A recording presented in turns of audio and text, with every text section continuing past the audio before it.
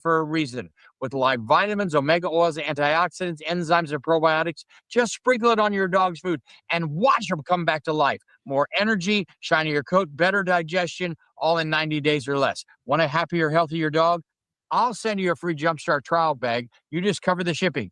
Go to roughgreens.com. Use discount code PICKY. That's ruffgreens.com. Discount code PICKY. Rough Greens. So good, your dog will ask for it by name. Start the new year in a new Chevrolet from Hurl Chevrolet GMC in Goodland, where the deals are ready to roll. Right now, get behind the wheel of a Chevy Trailblazer with 3.9% APR for well-qualified buyers, or step up to a Chevy Silverado 1500 and score up to $6,250 in rebates with an eligible trade-in. It's the perfect time to upgrade your drive and start the year strong with the power and reliability of Chevy. Make your New Year's move today at Hurl Chevrolet GMC. Online anytime at hurlchev.com. Convenience just got an upgrade. Farmers State Bank of Oakley is excited to announce the opening of our brand new ATM along Highway 40, right next to Sonic Drive-In. Whether you're grabbing a snack or on the go, you can quickly access your cash without the detour. It's banking made easy, right where you need it. Farmers State Bank of Oakley, member FDIC.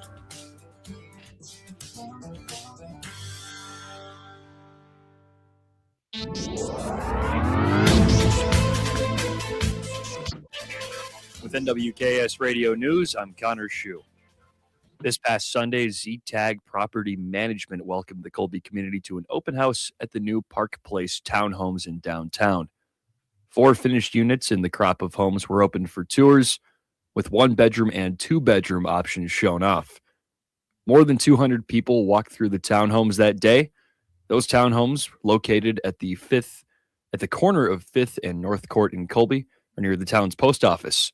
The company has 24 townhome units, with all of them set to be available at the end of 2026, with 6 1-bedroom, 14 2-bedroom, and 4 3-bedroom units in the complex. The first 4 finished units are scheduled to be occupied by the beginning of February, with 4 more expected to be ready and available not long after. For these and other stories, go to nwksradio.net. Today, a ridge over the Rockies will bring a mild, sunny day with highs 50 to 55 and southwesterly winds at 5 to 15 miles per hour. Tonight, we'll see increasing clouds and winds will turn to the northwest at 5 to 15 miles per hour. Lows will be in the lower 20s. And tomorrow, a cold front will bring cooler temperatures, highs 40 to 45. Skies will be cloudy with northwest winds becoming a bit breezy at 10 to 20, gusting to 25 miles per hour. Tomorrow night, lows will be around 20. Friday and Saturday, a Great Lakes low will pull cold Arctic air southward over the area. Highs will be in the mid-20s to lower to mid-30s, and lows in the single digits to low teens. Light snow accumulation of inch or less is possible Friday night, and wind chills as low as 15 below are possible Saturday morning. Winds will be gusting 20 to 30 miles per hour from the north and west on Friday, turning southeast Saturday. This meteorologist Chris Schromick at the NWKS Radio Weather Center. If you're shopping for a banking institution, visit with Equity Bank of Hoxie, Grinnell, and Quinter, Kansas. The Equity Bank is heavily invested in local business and activities contributing in many ways back to their community. Their employees are involved with many organizations and area events. Plus, a lot of experience comes with that staff. You'll find valuable local assistance when you bank at the Equity Bank of Hoxie, Grinnell, Quinter, and other locations in Western Kansas. The Equity Bank, member FDIC. At Ray Community District Hospital and Clinic, they believe in promoting healthier living through compassionate quality care. From state-of-the-art maternity care to life-saving emergency services, their dedicated team is there for you and your family. Whether it's managing diabetes, navigating recovery, or receiving specialized treatments, they're committed to your well-being. Discover the difference a community-focused hospital can make. Visit rayhospital.org today to learn more. Ray Community District Hospital and Clinic. Your health, our priority. Looking for insurance that actually puts you first? At the insurance agency in downtown Goodland, we're independent, which means we work for you. Whether it's auto, home, crop, or business, we shop top carriers to get you the best coverage at the best price. No pushy sales, just honest advice from people who live right here in your community. Give us a call today at 785-899-5011 or stop by 1020 Main in Goodland, and let's get you covered. The insurance agency. Insurance the way it should be. When you gotta go, but there's nowhere to go, who you gonna call? Topside Portables and Pumping, that's who. Weddings, job sites, farm parties, they've got clean, reliable porta potties that don't stink, literally. And if your septic tank smells worse than last year's chili cook-off, they'll pump it out fast. No mess, no fuss. Family owned, Heartland values, always ready. Call 785-728-8089. That's 728-8089. Topside Portables and Pumping. When duty calls, they answer. Are pests making your home or business uncomfortable? Call Pestaway in Goodland, Kansas, serving all of Northwest Kansas. They provide top-notch pest control services to keep your space safe and pest-free. From ants to rodents, termites to spiders, our expert team is here to help with effective, safe, and affordable pest control solutions. Don't wait. Call Pestaway today at 785-728-7166 for fast, reliable service. Your home or business deserves the best protection. You ready? One, two, three, four! It's time for the Morning Blitz with Ross Volkmer. The amount of money getting thrown around to quarterbacks who haven't done diddly squat is amazing to me. And Connor Schuh. He's the new guy. The High Plains only local sports talk show, broadcasting live on Goodland's Rocket 102.5 and video streaming on YouTube, Facebook, and X. Who's got it better than us? Nobody! Covering it all from the preps. He's at the 10, the 5, he dives for the end zone, he's in! Touchdown, Cowboys! To the pros. Line drive, left field, base hit. Here comes McMahon, he'll score! Ball game! The Blitz is presented by Pearl Chevrolet GMC, Hoover Lumber Ace Hardware, and F&B Bank. Along with Equity Bank of Hoxie, Quinter, and Grinnell, the Insurance Agency, Pestaway LLC, Topside Portables and Pumping, and the Farmer State Bank in Oakley. Let's go to work. Powers the left side, taken away by Flanagan, has to hoist, and banks it in! Emily Flanagan beats the buzzer from just inside midcourt. Campbell ripped away there by the Cowgirls, and Lauren went with the steal. Allie Cure pushing it down the center of the floor, bounces it out in the corner. 3-ball transition for Bierman is in. Fukuza dribbles it up top, gets it off to Sanford, got a good look, puts it up. Got it! Nothing but net for Price. The Price is right on the road, 63-54. Nebraska by 9 points. Can you believe it? K-State the other way with a minute to go. PJ scores the other way. Haggerty now with 14 and his second three. Good Wednesday morning, everybody. It is the Morning Blitz on Rocket 102.5 KLOE. Hey, got it right. Also, NWKSradio.net, the Hurl Chevrolet GMC video stream on YouTube, Facebook, X. Appreciate you tuning in no matter what way you're doing so here on this Wednesday, January the 28th. How about that? Connor Schuh joining the highlights this morning. How about that? It's good to be there. It's good to be there. Was a half-court heave? Just inside, yeah, basically. So, yes, anyway, glad you're with us here on this Wednesday morning. Lots to get to on today's program. We will try again. Jordan Klein, Fort Hays Tech Northwest women's basketball coach, will hopefully join us in studio today. I'll try and text him here to make sure that he's on his way. We'll get to hopefully him and discuss the first win of the season for the Fort Hays Tech Northwest women this previous Wednesday. They're actually back in action tonight on the road at Garden City. Also, segment we'll get to later on the show, Broncos news surrounding Broncos coaching changes. Big one considering the offensive side of the ball. There's also a minor change on the defensive side, which I find fascinating. We'll get to that coming up in segment number 3. And we will talk plenty of basketball here in segment number 1, both high school and college, from a busy night of hoops. But as always, FB Bank text line open, 785-899-2220. If you've got thoughts, you got comments, questions, opinions, love to hear it all on the FNB Bank text line at 785-899-2222. Connor Schuh is back from Garden City last night. How was the trip down to Garden City? It wasn't too bad. That was a pretty sweet venue, I gotta say, and that might be one of the biggest high schools I've ever seen as a small town kid. Yeah, that and Hayes High, who recently built a brand new gym this year, have very similar gyms. They are big for a high school. Yeah. They're big, big gymnasiums. I was on the same road going south to Scott City yesterday, and I almost witnessed a massive accident. Highway 40 is one of the more dangerous highways, I think, because of all the truck traffic. Yeah. And I saw a truck try to pass another truck with a vehicle coming on, and there was not that much room. And was this potentially by the bridge on the exit by Rexford? No. No. This is south of Oakley.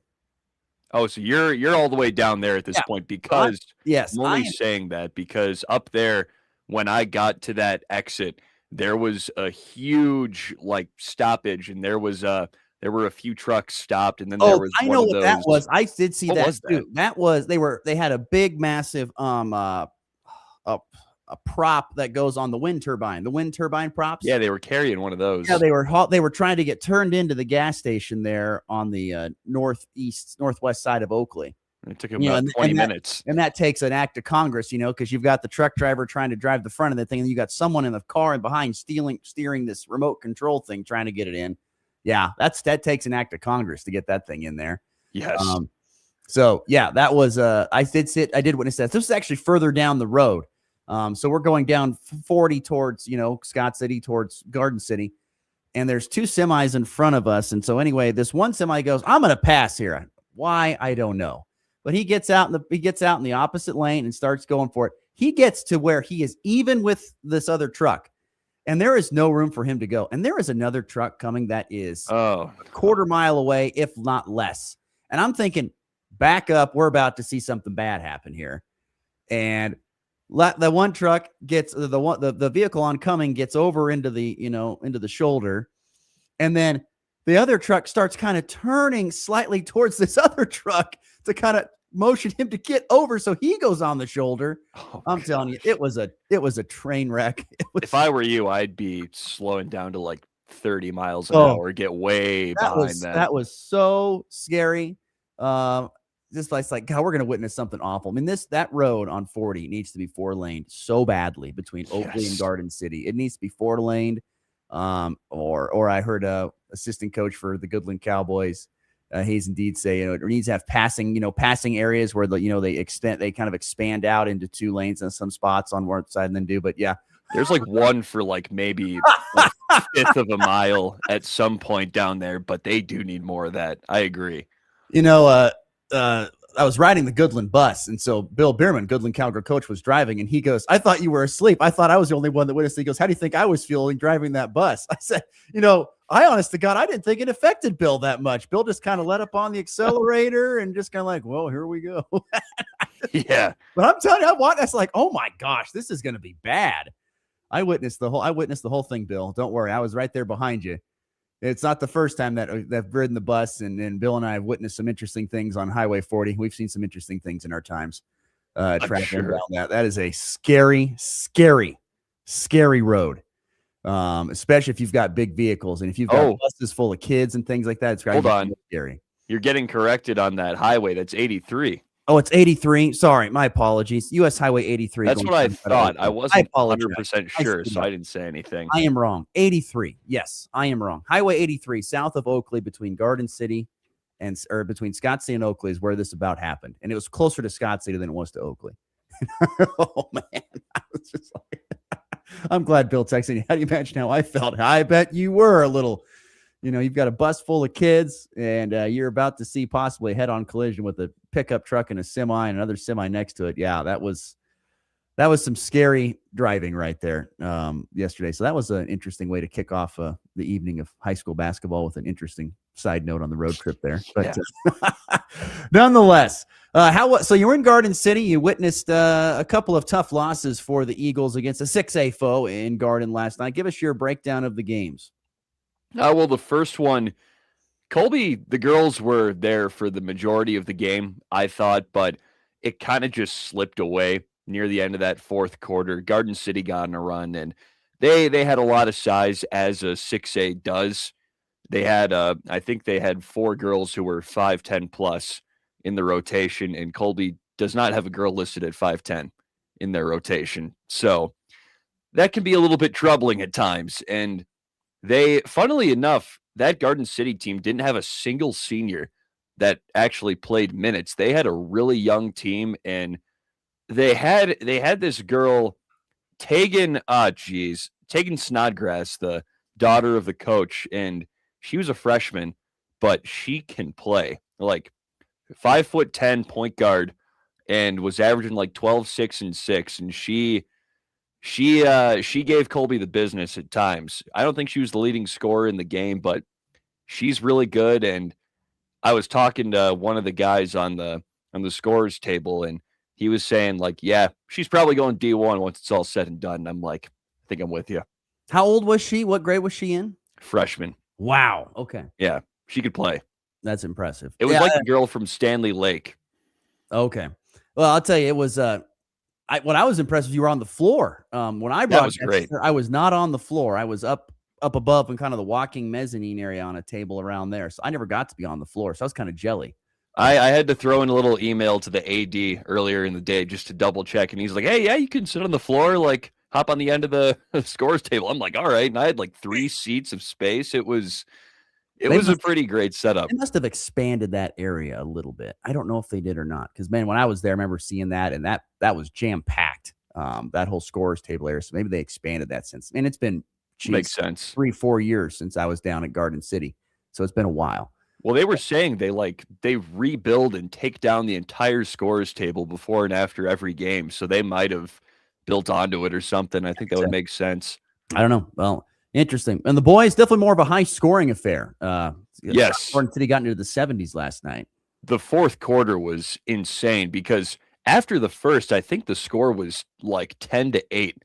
It was just a slugfest at first, but then it wasn't. I mean, the scoring genuinely didn't start until that fourth quarter. Garden City was kind of getting theirs in the second and third, but Colby scored 32 in the fourth, if I remember correctly. And Josiah Hoppy. So many points. Wow. Yeah. So much points. Hoppy and Jordan Jones both scored 12 in the fourth quarter, I think. And it was just ridiculous.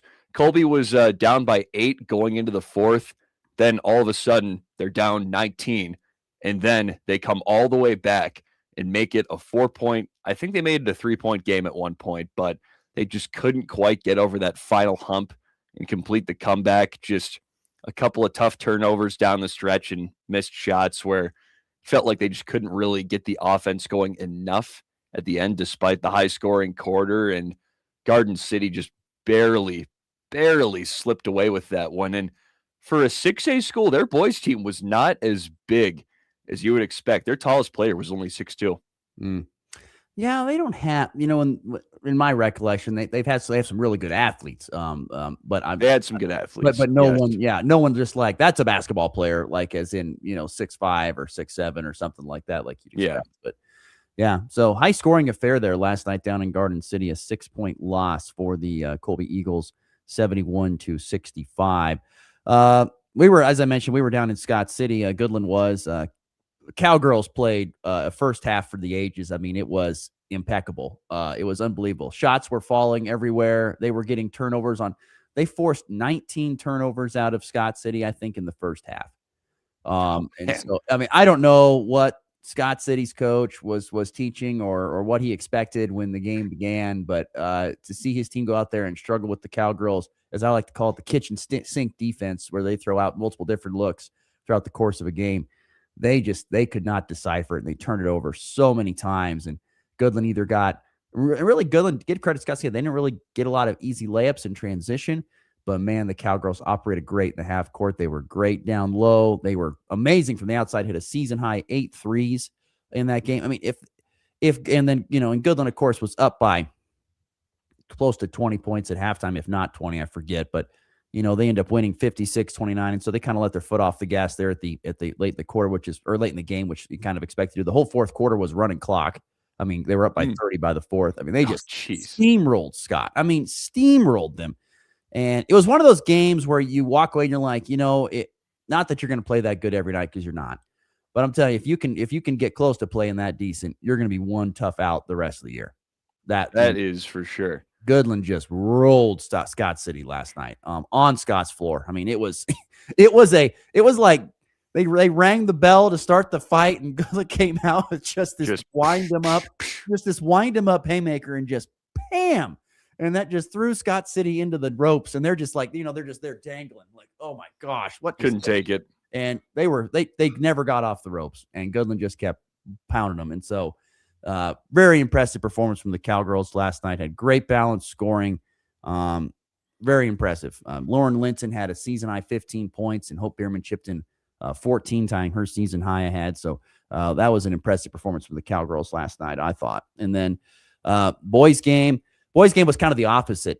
Scott City got out to the hot start. They were up 9-1 at one point in time, and we're up 15-3. And Goodland got it down to 8 at the start of the second quarter, and then bang, bang, 2 threes come, and all of a sudden you're down by, I think it was 14. And from that point on, the Cowboys just never could get back into it. Offense struggled a lot. I mean, Braylon Mole had 21 points, but it was a hard-earned 21, and they only had one other guy in double figures, and Connor Collett, who had 11. But past that, a couple buckets here from a guy or there, and just not much other scoring. It was a tough night for the Cowboys. Scott City didn't really shoot the ton of threes like they usually do. They only attempted 11, but made 4 of them, and they just kind of got what they wanted inside last night. It was tough. Tough night for the Cowboy basketball team. They lose 55-39, and it's been a very tough stretch. After a 4-1 start to the season, Goodland has now lost 8 of their last 11 on the boys team, and so it's been a very tough stretch for the Cowboys here. They've got, and you can just feel like they're grasping for straws. They're trying to find what's going to work. How are we going to get this to go? And we'll see. There's still plenty of season left. They've got a game at Cimarron coming up on Friday with hopefully a chance. We'll see. Hopefully a chance to maybe get a little bit things right and get corrected, get feeling better, see the ball go through the basket a little bit more consistently. And we'll see if that helps them out a little bit. But, man, it's been ever since that 4-1 start where I was sat back and I was floored. I was like, wow, I can't believe they lost all these guys and they're coming out here they're just rolling teams. Yeah. It blows my mind.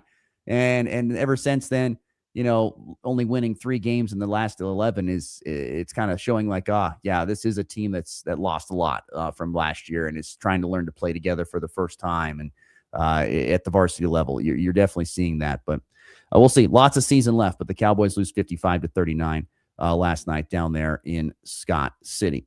Plenty of other great basketball last night. Girls winners include Quinter, Hoxie, Wallace County. They all won by massive double digits last night. So did Oakley over Syracuse. Shylin, by the way, 11-2. We talked about it yesterday about teams we expect to see possibly in the state tournaments. Shylin girls would be one of them. They're 11-2. They've got one of the best players in the state in Taylor McCarty. They whooped up on Weskin 62-35 last night. Rollins County beat Logan Palco in Colby by a double-digit score. The closest game of the night was Wheatland Grinnell Trigo, 59-56. That was the closest game. Otherwise, every other game last night was double-digit differences there, at least on the girls' side. The night of the beatdown. Yeah, it was. It kind of was that way on the boys. Quinter won big. Wallace County won big. Rollins County won big. So did Hoxie over Russell. And Weskin won by 22 over Shiloh. I mean, every game but Oakley, Syracuse. Oakley boys. I don't know if this is an upset or not. Syracuse is a pretty good program. And Oakley's had a tough year this year. Oakley boys, 51-49 winners last night over Syracuse. So nice win there from the Plainsmen last night. So there you go. Some high school basketball for you from last night on a Tuesday night. There's also a big night of college basketball last night. K-State, once again, coming up short in Morgantown, had the lead kind of later in the game there.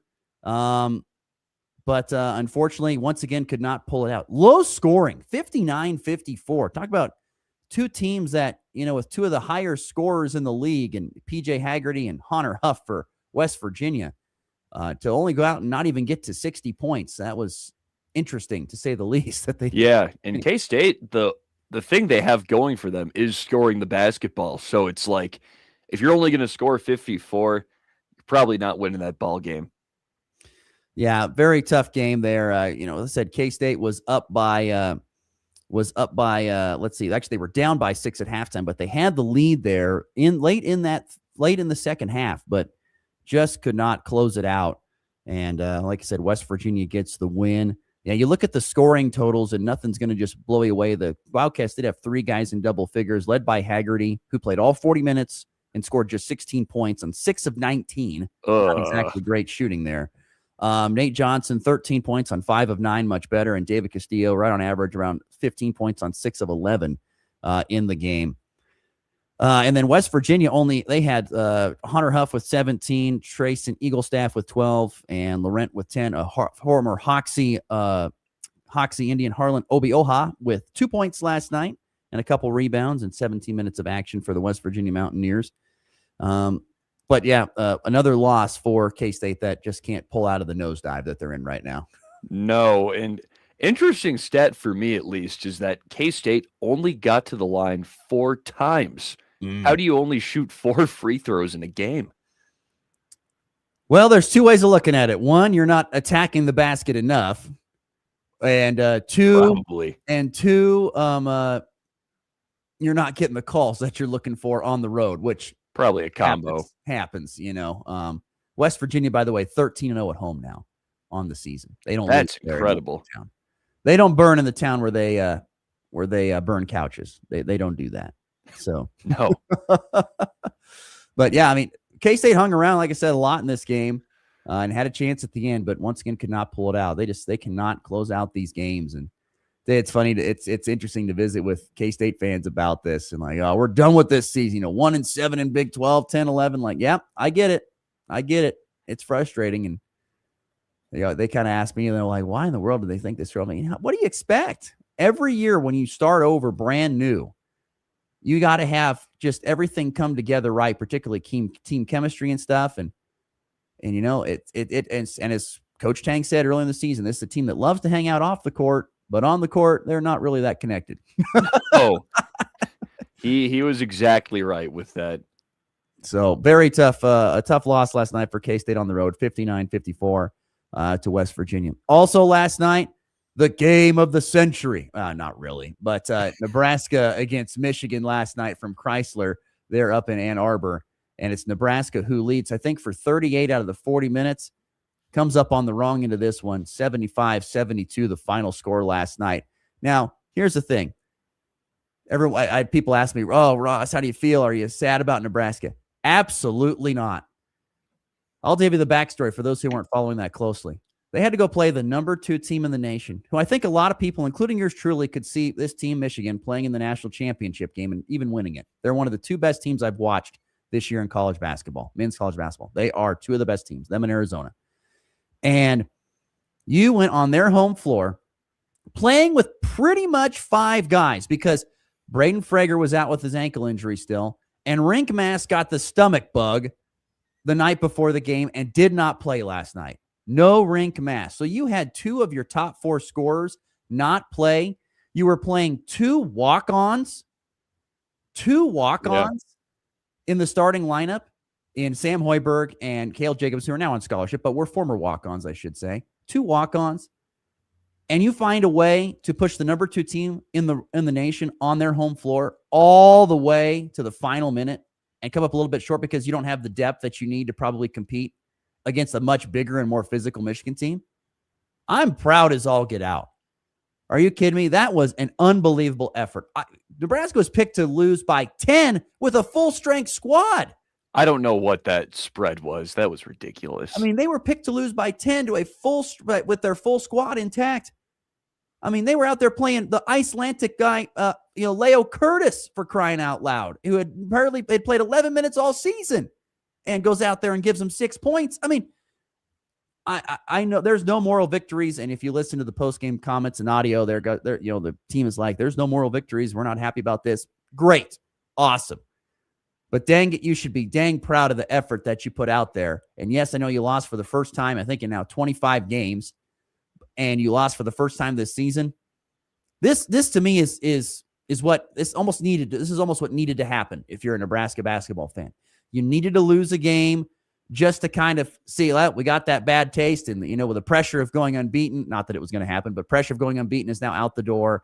And now you can just go out there and play great basketball the rest of the season.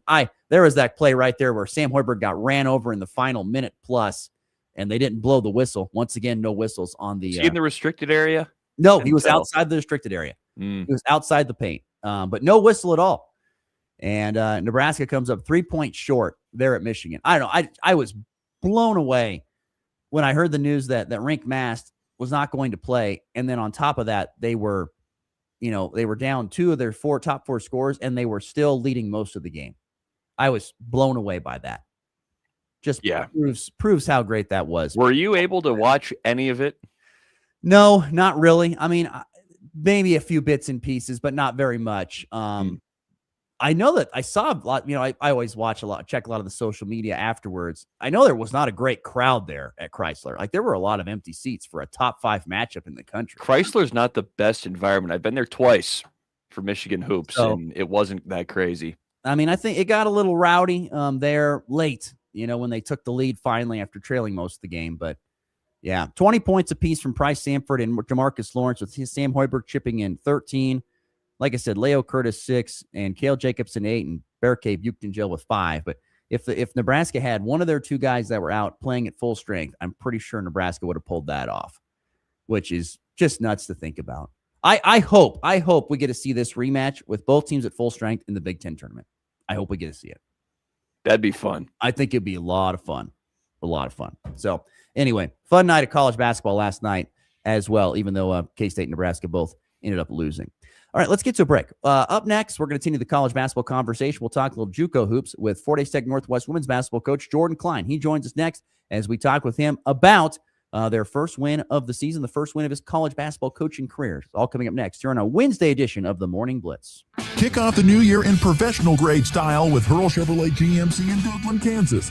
Right now, drive home a GMC Arcadia with 1.9% APR for well-qualified buyers, or choose a 26 GMC Sierra 1500 and get up to $7,000 in rebates with an eligible trade-in, or 0% APR for well-qualified buyers.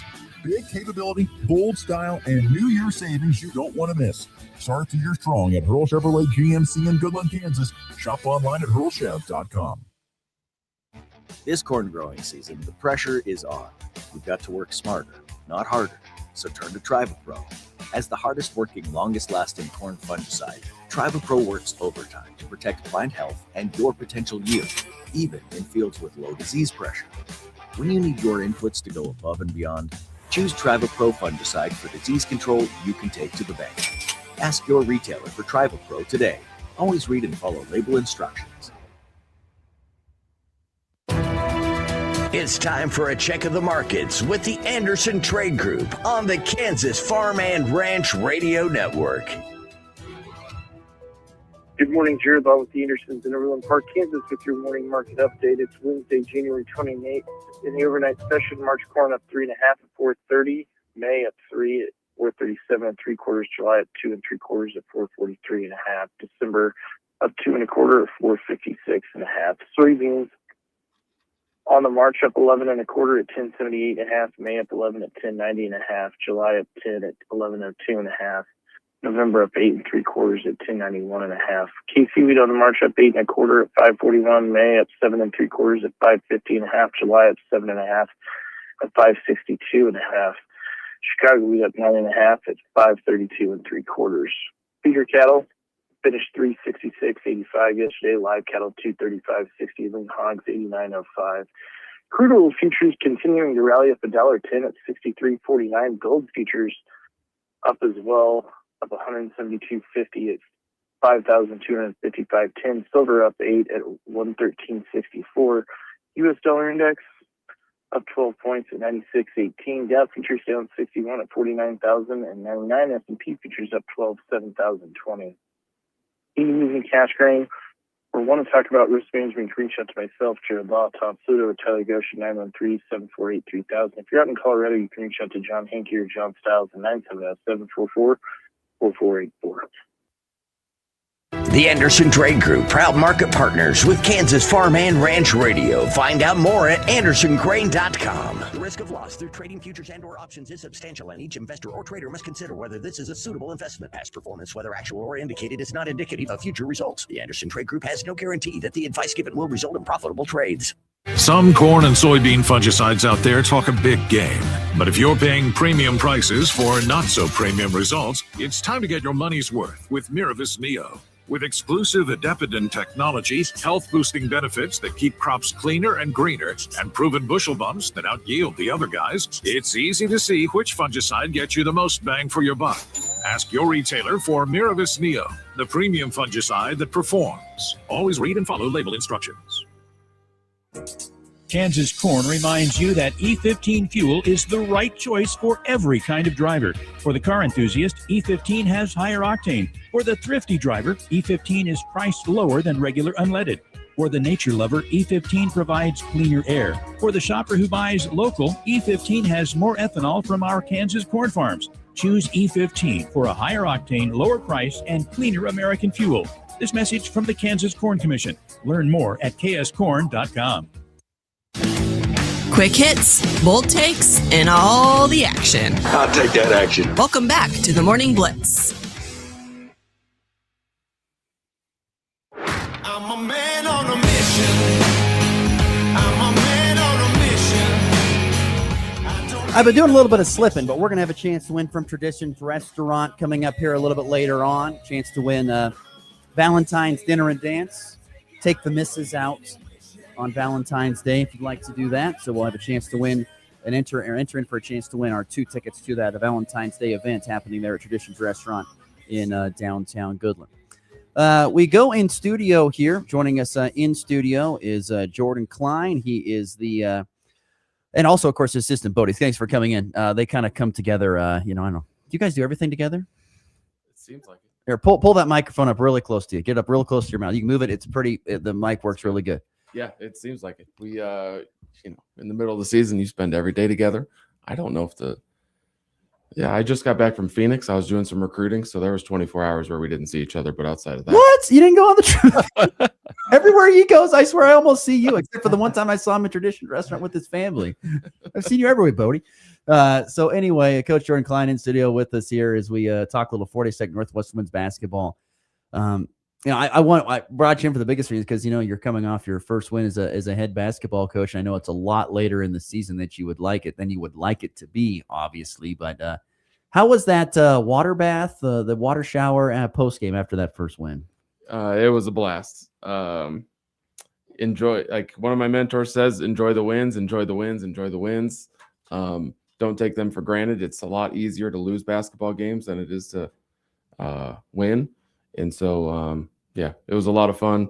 I had my wife walk back with us and record it. And so we have a couple videos of, 13 water bottles. And it was fun. I made sure to take my shoes off. I was wearing some good shoes that day. And there was a good inch of water in the locker room. And It was good. It was fun. How about biggest performance in that game? I think came from Marta Rodriguez, had a 30 ball. How about her play in that ball game? Yeah, she's been as advertised. She's what I thought we were going to get. Just need some time to get some more pieces around her to fill out the roster. But yeah, she's been playing really well. She has a 4.0 in engineering. She comes in for extra work. She takes the weight room seriously. Like her time management skills and all aspects of what she does is top notch. Love having her, especially as we're building a program to have her as a foundation. She just re-signed with us yesterday. So she'll be back next year, and we're really excited. Not only that, I think I saw she earned Jayhawk Player of the Week here that was handed out yesterday. She did. She was our SID came into the cafeteria yesterday and gave her a T-shirt and was taking pictures, and she's pumped. And students are walking around giving her pats on the back, and yeah, it's a good time for her right now.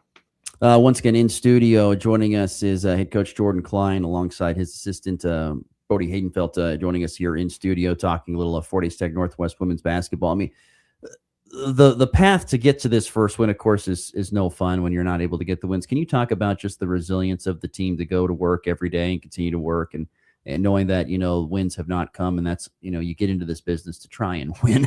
When you play to win the game, obviously, and those just weren't coming. I'll be the first person to say that I haven't been around this type of situation before in the wins-loss column. So it's an adjustment period for me. And so I think it's fair for us to have that communication together of like, hey, we're all in this. All 13 people in the room are and however many games we've played right now. But having perspective and seeing, and I talked to Caleb a little bit about this too, of just it's still so hard for me, but shifting your focus at this stage of the program from wins and losses to wins versus growth and seeing incremental growth. And are we building and are we fighting when adversity strikes? Because obviously we're getting slapped in the face with adversity game after game. And, that's the microcosm of life if you go into the coaching cliches of that. So just how are you going to respond when those things happen? So we talk about that all the time. And over the last 2 weeks, our team's been fighting a lot more versus Coffeyville, Hutch, some really good programs were sticking around when earlier in the season that wasn't happening. So so far it's shaken out to 1 win, but I am sincerely happy with the progress, and having Marta back, she'll be able to set that foundation of regardless of what happens, we're going to keep working and keep trying to figure it out. You mentioned it. Not only, unfortunately, are you losing, but there's a lot of games you're losing by, double figure points, 20, 30 points in some instances. And how hard is it to keep the team's spirits high when those type of results are happening in the midst of a season where you're still, we were even still in search of that first win? Yeah, I mean, phenomenal question.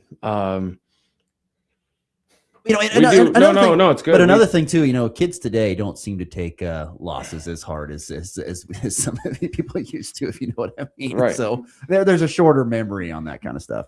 It's probably more on us and us having perspective and having the awareness of what like the future holds with some of the 2026 commits that we have, seeing progress on film. We do individual player film, we do team film, and it's my nature to try to correct and fix and control everything. But like that's a great point you just made. It bothers us to our core. And like, my wife's like, hey, why aren't you talking at dinner? Like, well, we just lost. So, and then kids are laughing and making a TikTok video while they eat the free food we just got them post game. So I'm like, it irks me, but it's a learning curve for me too, as my first year as a head coach, just understanding that kids are different than I am, not to just go full generational thing, but like, yeah, to me, I'm not talking to anybody for 24 hours. And my wife's, I might sleep on the couch because I'm going to be watching the game 6 times to try to figure it out after you lose by 40. It's like, yeah, let's have some perspective. So yeah, it's a challenge this year. I'm not here to hold anything back. That's too good. I just love the fact, watch the game 6 times. We got beat by 40. Can we watch this pain again, please? If I would have just went zone here out of that timeout, maybe that wouldn't have happened. That would have, we would have lost by 30. Right. Jordan Klein in studio here with us, talking a little Fort Hays Tech Northwest women's basketball coming off their first win over Pratt. And, what's the feeling like in a locker room going into that game against Pratt where, there's only a couple of, as a coach and probably as the team, going to like, oh, we're playing Butler today. We know what's about to happen. Butler's really good. But we're playing Pratt, and they're more on our level today. And boy, if we're going to get a win, this might be the day to get it done. I'm just kind of curious what that message is like going into that game, into that locker room, and before you step on the floor, knowing like, God, we haven't won any games yet, but this might be a chance to get it done. So we follow Pratt on the schedule. So the prior week, they played Coffeyville Hutch, and then the following week we played Coffeyville Hutch. Had a lot more success, and each game is individual, so it's hard to go, hey, that was the score of that game, so there's the score of this game. But I will use whatever I can to our advantage to motivate and pump them up and get them in the right headspace. We played significantly better versus Coffeyville and Hutch than Pratt did. Pratt was coming off of 8 losses in a row, so I wrote a big number 9 with an exclamation point on the board, doing anything to psych us out. I'm always transparent with you guys. So we were, we could kind of feel it coming. We were building, we were executing in practice really well. Our scout that week was really good. You could feel the confidence from the girls also that they expected to be in that game. So just the energy was different. And then we've also had, our freshman from Ukraine joined us, Taya Vapovska. She's been really good as well. So I mentioned her because going into that game, our energy in the locker room because of her was positive. The music was louder. You kind of felt it like it was about to happen, but you have to respect everybody. It was percolating, but you have to respect everybody in the Jayhawk and take it game by game. But yeah, it was awesome to get that first win, get over the hump, just to feel what it, feel the rewards of your work. I talked to you guys earlier in the year about moving my family 9 hours west from Iowa to Goodland, Kansas. And it's no fun that it takes until January, but we got one, and we're just going to keep working. And then my final question, at least about the win, after the following days, you guys have had a lot of time to kind of let it sink in after this. Does it feel like there's a bit of a weight off and that everyone's playing a little bit more freely in practice and then on? Yeah, the energy in the gym's better, communication. We're flying around a little bit more, switching between defenses so we can keep people guessing. The communication, I think, like player-led teams are the most successful. Loud gyms compared to quiet gyms are obviously more successful, and so the girls have been communicating like corrections in practice more. X, Y, hey, we're in this zone. This didn't happen. How'd that happen? So they stop before we continue the next rep. And I haven't had to do as much on the accountability part. They've been holding themselves more accountable just because they felt, and they're starting to recognize what it takes to win. Jordan Klein, once again, in studio. Assistant Bodie Haydenfeld in the studio with us as well. He's quietly off there in the corner. That's all right, though. We appreciate his presence. But talking a little about Fort Hays Tech Northwest women's basketball coming off their first win. Yeah, I wanted to kind of back up off that question. How has practice felt here this week as you continue to push through, and how much more pep in the step is there for the girls, I guess? Energy Monday was really good. We did more of a shoot around Sunday. All of the Jayhawk games were rescheduled from Saturday to Monday. So we were able to, after dinner Monday, watched the Garden game. And I think it brought some confidence to the team. You also see what tendencies are. And to watch a full game collectively, Bodie and I are used to watching 6 hours plus of film before every game to prep, get our scouting report ready with individual video, etc. But to have them watch a full 40-minute game, see the adjustments the Garden makes, etc., I'm excited for later today. Yeah, I was kind of curious your thoughts on Garden City as you head into tonight's game on the road. Short and sweet. Garden is going to be in your shorts for 40 minutes, and you have to be able to handle pressure. But they will also put 5 people in the backcourt. So if you can break that first trap, you can get out in just some space and have some success. But over dribbling, we call it candlesticking. You grab the basketball, put it above your head, and hope and pray you're going to throw it. It's not happening. So you got to play low. The game's played low to high. If we pivot, don't over dribble, we'll be all right. $10. I use that in the broadcast sometime this next week. Candlestick. We got plenty of those. Well, I tell you what, I'll take them all. That'll be great. Sugar press is one of my ones I like to use. Sugar press. Sugar press. It's like a 3/4 court press. You're just kind of you're not really trying to go for steals. You're just trying to slow a team from playing real fast, So call it a sugar press. Sugar press. We have that. I never called it sugar press before. I like that. Sugar press. That's what we call. We had a discussion about that last night in the broadcast.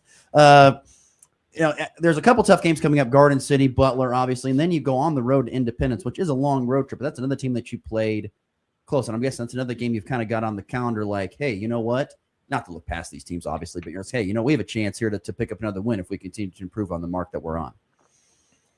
Yeah, I mean, there's 40 minutes to every game. You have an opportunity every time you step on the floor. Coaching cliche all day long of taking it one game at a time. We do play today, so I'm really locked in on Garden. But there's a handful of games that, if I look at the schedule, those are circled. I'm ready to go. Absolutely. You mentioned you were in Phoenix doing some recruiting. How has it been your first year as the head man going out and doing the recruiting, and what has that process been like? We are fortunate to have a really good coaching network.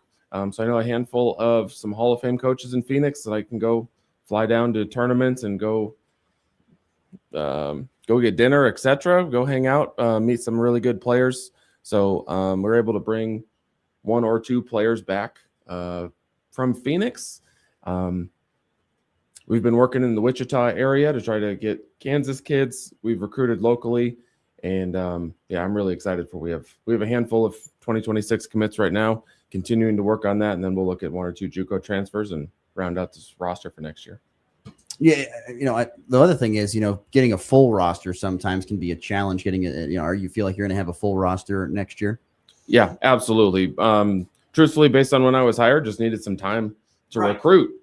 So it's not just you. It's been previous cast staffs here have had a tough time filling the roster to its fullness. And so I've assumed with your connections, you're able to get that done. So. Yeah, we'll have a full roster. The most fun part for me is being able to, when you move from an assistant to head coach, is just be able to make decisions and trust your eyes. And if you like a kid, move forward with an offer and not have to have a meeting about a meeting about a meeting. And so that's been a blessing. But we have our point guard spots. We have our 5s filled out, and I'm rounding it out with wings. Like, I love the chess pieces and the puzzle pieces to put a put a roster together that will complement each other and not just be top heavy at the wing spot or lacking size, etc. So to really round it out, I'm excited for what we have coming up. What's it like working in the transfer portal these days? Blessed to have, again, connections with NCAA schools. So you can kind of hear things that may be coming up. You also are able to say, hey, this is a D1 bounce back for a year, and then we'll go back up to that level based on an injury. Maybe their strength and conditioning wasn't as good as what it needs to be, and they need another 10 months to develop. With the USA basketball player development experience that I have, coaches trust us that'll be able to send us a kid for a year and get them back to where they need to be. So, yeah, that's definitely a blessing. And then on the JUCO side, for JUCO transfers, sometimes there's Division D2 JUCO kids that play really well and then move up to get scholarships. And then there's always kids that are looking in, just similar to what we did this year, May, June, July, that are looking for a spot, which depends on budgets at that point of the year. But between high school and then one or two, we'll be able to round out this roster for next year, and we're looking forward to it. Head coach, 42nd Northwest Winds basketball, Jordan Klein. Bodie, you got anything to add today? Not much. Nothing to add. All right. Just want to make sure he's here, even though he didn't say anything. So, gentlemen, thank you so much for coming in today. Really appreciate you making time in your busy schedule, and safe travels and best of luck down to Garden. Be extra safe on Highway 83. Sounds good. Thank you guys for your time. Thanks, fellas. Once again, great stuff there from Jordan Klein, as well as his assistant, Bodie Haydenfeld, joining us in studio here as we wrap up here on this Wednesday show. We'll take a break, come back, and talk a little bit about the Broncos and some staff changes that Sean Payton's making. That's next here in the Morning Blitz. KS Radio presents My story, and I'm sticking to it. country music superstar Colin Ray. That's when I knew you were my kind of girl. Live in concert, June 27th at the Colby Event Center in Colby, Kansas. Hear all of the big hits. Sing along with all of your Colin Ray favorites. And between now and then, until I see you again, I'll be loving you. Love me. An exciting journey through 90s country with Colin Ray. But if I were you, I'd promise to live life for all it's worth. Saturday, June 27th at the Colby Event Center in Colby, Kansas. So now I come to you. Colin Ray live in concert. Get your tickets now at nwksradio.net. Kick off 2026 ready for whatever winter brings. At Hoover Lumber Ace Hardware in Goodland and Colby, they've got the gear to start the new year strong. Get organized with rugged storage totes. And when the snow starts falling, if it does, power through it with Ego and Craftsman snowblowers. Or if it's just the light stuff, blow it away with Ego leaf blowers. And don't forget ice melt to keep your sidewalk safe all season long. New year, winter ready. Hoover Lumber Ace Hardware in Goodland and Colby. Helpful folks, trusted brands, and everything you need to get it done. Join the Scooters Coffee team in Colby. We're on the hunt for energetic employees who love coffee and great vibes. A job that has flexible work hours with amazing people, amazing drinks, amazingly fast. Scooters' mission is to create an amazing experience for each life we touch, including yours. Go to scooterscoffee.com and click on careers to apply today. Start the new year in a new Chevrolet from Hurl Chevrolet GMC in Goodland, where the deals are ready to roll. Right now, get behind the wheel of a Chevy Trailblazer with 3.9% APR for well-qualified buyers, or step up to a Chevy Silverado 1500 and score up to $6,250 in rebates with an eligible trade-in. It's the perfect time to upgrade your drive and start the year strong with the power and reliability of Chevy. Make your New Year's move today at Hurl Chevrolet GMC in Goodland, Kansas. Shop online anytime at hurlchev.com. You're listening to the High Plains only local sports talk show. Do you understand the words that are coming out of my mouth? The Morning Blitz.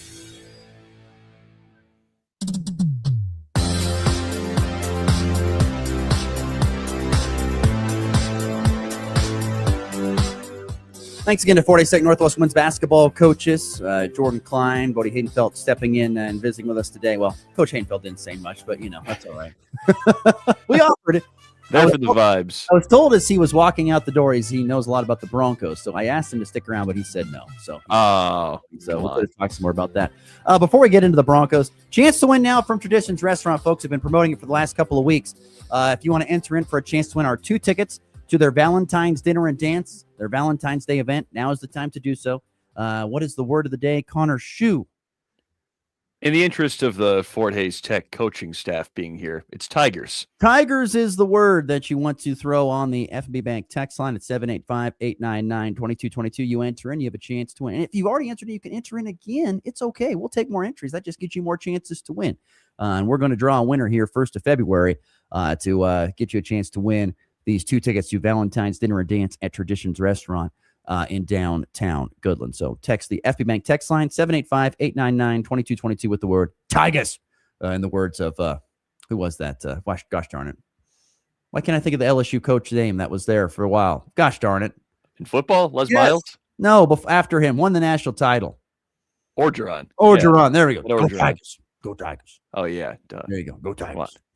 Yeah. So anyway, some changes made to the Broncos coaching staff yesterday. Joe Lombardi, the offensive coordinator, was let go by Sean Payton after just, 32 second half yards with Jared Stidham at quarterback there in the AFC 10-7 loss to New England. Wasn't pretty. Sean Payton said, quote, the offense didn't do enough and emphasized urgency in fixing the run game this offseason. But Sean Payton's going to continue to call plays. So once again, Joe Lombardi's not calling plays. Sean Payton's calling plays, but the guy who organizes the offense is getting canned. So what's the function there? I mean, a head's got to roll somewhere. And if this is the spot that you're in, you're going to get rolled. and then they canned the receivers coach and the cornerbacks coach of all people. Of cornerbacks coach is ridiculous to me. Yeah, I thought Surtain and then Riley Moss on the other side, I thought they had good years. And people don't like Riley Moss. They don't like the only white cornerback in the NFL, but It's because he got a million penalties. That's why. That's why he got fired. I don't know. Yeah. It's interesting to me. My guess is it has to do with development. I mean, in the NFL, yeah, you can draft, but you got to be able to develop your guys that you do draft. And so they're just not seeing the development they want to see. I also saw interesting news that I think it was defensive analyst Jimmy Leonard, who was a great Wisconsin football player and was the defensive coordinator, and then what was he, fill-in head coach for a while there at Wisconsin before they hired Luke Fickell. I think you might be right on that. I'm pretty sure. I heard he's possibly gonna be the defensive coordinator for the Bills underneath Joe Brady. He's been a hot name. He has been distant circuit, even for like head coaching spots. There's been like his name's been kind of bobbing around. Yeah, I'm surprised that he hasn't landed a DC job. He was really good at Wisconsin as a defensive coordinator, and then should have gotten the head coaching job. Yeah, Luke Fickell's a joke. I don't know how he's still there. That's your boy. No, he's not. He was Ohio State. He is the worst Ohio State coach probably in my memory. Oh, that's right. He provided a great memory when they were up by 20 at Nebraska and lost. Golly, that was a great memory. I don't even know if we made a bowl game that year. Who was the quarterback then? It was Braxton Miller's first year. He got hurt, and who was the backup behind? I think it was Joe Bowserman. Yes. Pretty sure. Great memories from that game in Lincoln many years ago. I think it was 2011, 2012, I think is when that was. It's been a long time, but great memories from that one from yours truly.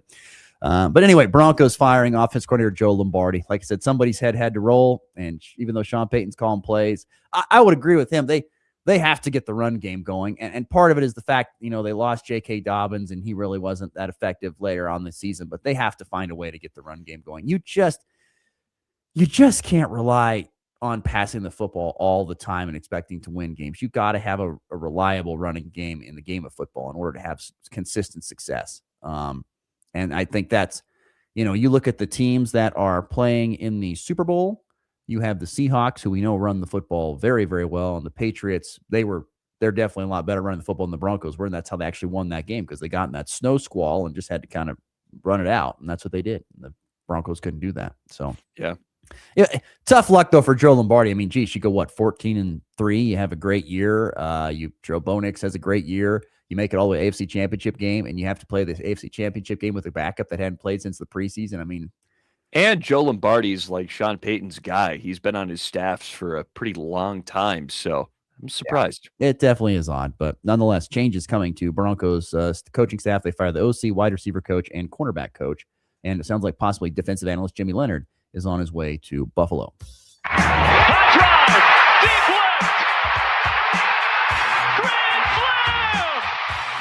And back lifts his ball high and deep to right. How about a walk-off Grady? Thomas to the 10. Difference going on in New England. They win it on the first play of overtime. Mahomes swings it. It's there. Hardman. Jackpot. Kansas City. Our resident Broncos expert, Michael, says he guesses that firing is to lure Davis Webb. Is it Davis Webb? Davis Webb, yeah. Davis Webb back to have him and gave him play calling duties as the new OC. Bo Nix loves Davis Webb. So there you go. That's from the expert, Michael Bolton. I'll believe it. Thanks, Michael. I don't know much about Davis Webb, frankly. Ken says, FB Bank text line, passing is a lot easier if receivers don't drop the ball, hence the wide receiver coach getting fired. Yes. Oh, man. Yes. So it all adds up to something. Something. That is for sure. Anything we miss here on the program today, sir? I think we've got pretty much everything covered. Oh, how I could forget. Of course, we mentioned Fort Hays Tech Northwest basketball, both men and women on the road at Garden City tonight. Colby Community College at home hosting Barton. Are you behind the mic there in Colby for some PA today? We're waiting for the potential call. I'm always one text away. So I've been the pinch hitter, and I've done like 7 games at this point. The Colby Community College Trojans at forward from I've gotten the hang of it at this point. I like PA. PA is fun. I know the one time I did PA for the Orange and Black Classic many years ago, I got sick right afterwards. I think the microphone was contaminated. Sounds about right. It's not good. Also, a little wrestling tonight. Fort Hays Tech Northwest men and women on the mat. Men at the Pratt Tri-Meet. Women hosting Colby Community College for some women's duel tonight. So we'll see how that all goes. That's on the docket for local sports. That'll do it. For Connor Schuh, I'm Ross Volkmer. Thanks to Coach Klein and Coach Haydenfeld for stopping in studio. We're back again tomorrow on a Thursday. Hope you join us. It's been the Blitz.